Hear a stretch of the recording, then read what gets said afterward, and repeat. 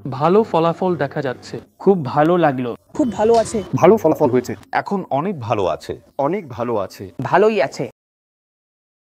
দেখছি আস্তে আস্তে ওনার ওয়েটটা লস করছিলেন, বুকে একটা লাম্পস এসেছে এবং ফোর্থ স্টেজে চলে গেছে। মোটামুটি বলেছেন 4-5 মাস উনি সার্ভাইভ করবেন।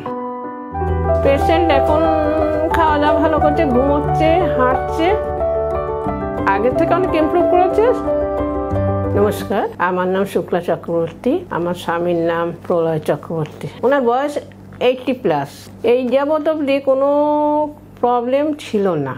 আমরা ওখানে যাওয়ার পরে দেখছি আস্তে আস্তে ওনার ওয়েটটা লস করছিলেন। আমরা ভাবছি উনি একটু সুগার ছিল, সেই সুগারের জন্য হতে পারে, আর পায়ে ব্যালেন্স পাচ্ছিলেন না। ওখানকার এমার্জেন্সিতে ডাক্তার সুইজারল্যান্ডেও দেখানো হয়েছে, আমেরিকাতেও দেখা হয়েছে, কিন্তু ওরা সেই রকম কোনো কিছু রিপ্লাই দেয়নি। আমি ব্যাক করে এলাম। হ্যাঁ, এইখানে এসে আমি লোকাল ডাক্তারে দেখানোর কথা ছিল রুটিন চেক আপ। উনি যে এত ওয়েট লস হয়ে গেছে প্রায় 7-8 কিলো, তখন উনি আমাদের এক্সরে একটা করতে দিলেন। তখন ওই এক্সরেতে উনি ধরলেন যে বুকে একটা লাম্পস এসেছে এবং ফোর্থ স্টেজে চলে গেছে। আমরা তো অবাক হয়ে গেলাম যে কোথা থেকে কি হলো, কোনো সিমটম নেই, সর্দি কাশি নেই, কিচ্ছু নেই, বলে ইমিডিয়েট ভর্তি করতে।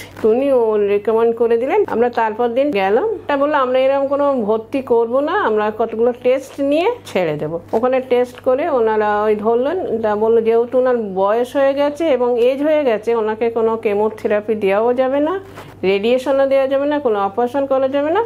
মোটামুটি বলেছেন 4-5 মাস উনি সার্ভাইভ করবেন। এই চলতে চলতে আমি ইউটিউবে একদিন দেখলাম আপনাদের কথা। তখন আমার মেয়েকে বললাম যে এইরকম একটু খোঁজ কর, তখন ও এখানে এসেছিল। এসেই গতবার আপনাদের ওষুধ নিয়েছে। আপনাদের ওষুধ নিয়ে মোটামুটি পেশেন্ট এখন খাওয়া দাওয়া ভালো করছে, ঘুমোচ্ছে, হাঁটছে, আগের থেকে অনেক ইমপ্রুভ করেছে, এখন চলছে ট্রিটমেন্ট। এই হচ্ছে বর্তমান অবস্থা।